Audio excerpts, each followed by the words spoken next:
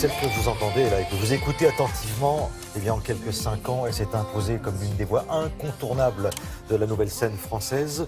Son public est très vaste. C'est vraiment, c'est un public familial. Ça va vraiment de 7 à 77 ans. Quelques chiffres. Elle s'appelle Tal. Voilà. Alors, quelques chiffres qui peuvent quand même donner le vertige.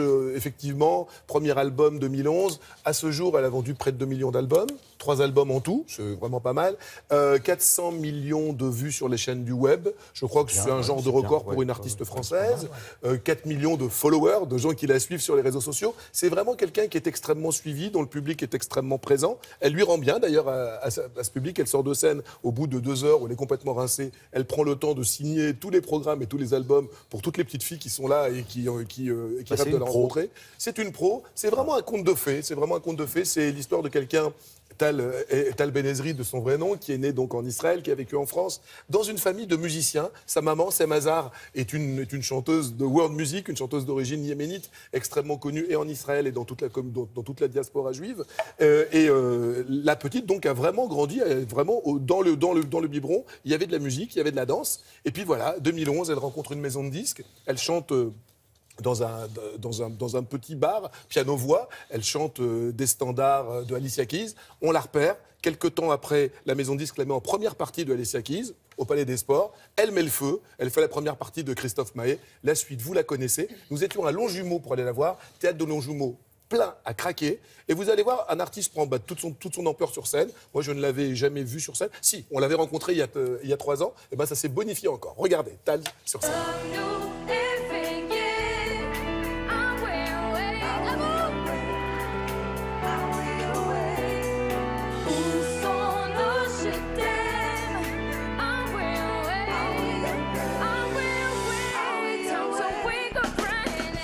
Votre prénom, Tal, qu'est-ce que ça veut dire en hébreu? Mon prénom Tal veut dire la rosée du matin, et pourtant je suis pas matinale, mais...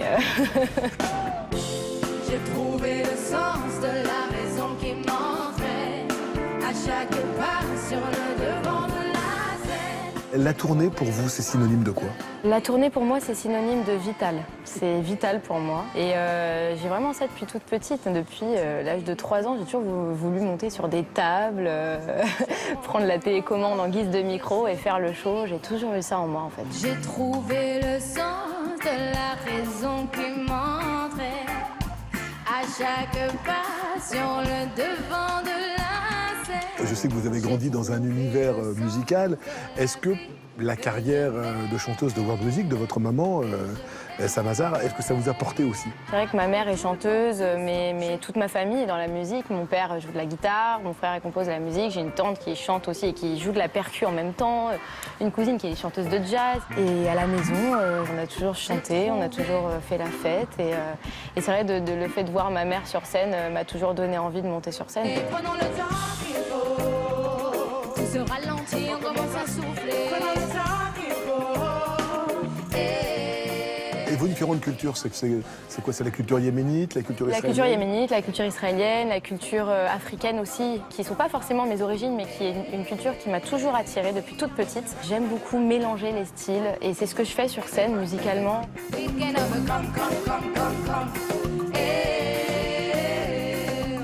Vous avez déclaré avec humour, je ne suis pas bankable pour les paparazzis. J'ai envie de vous dire, il n'y a rien à dire. Les paparazzis ne sont pas intéressés parce qu'il n'y a pas de choses exclusives. Enfin, je sais pas. Et puis, je suis quelqu'un d'assez discret. Donc, Attiré par les signes, et je fuis l'orage et les abîmes, à la beauté des roses qui se fanent. Je préfère le sublime d'une fleur. Votre vie, c'est quoi? C'est un conte de fées en ce moment?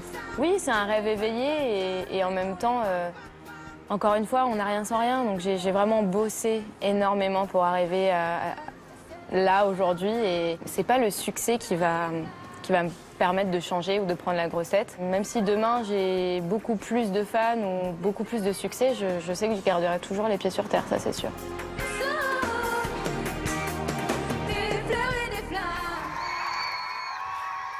Bon, Tania, Frédéric, je vous ai réservé 2 places pour le 19 avril à Saint-Quentin. En Picardie, Vous aviez l'air Saint-Quentin, une d'apprécier ville magnifique. le talent de cette jeune femme.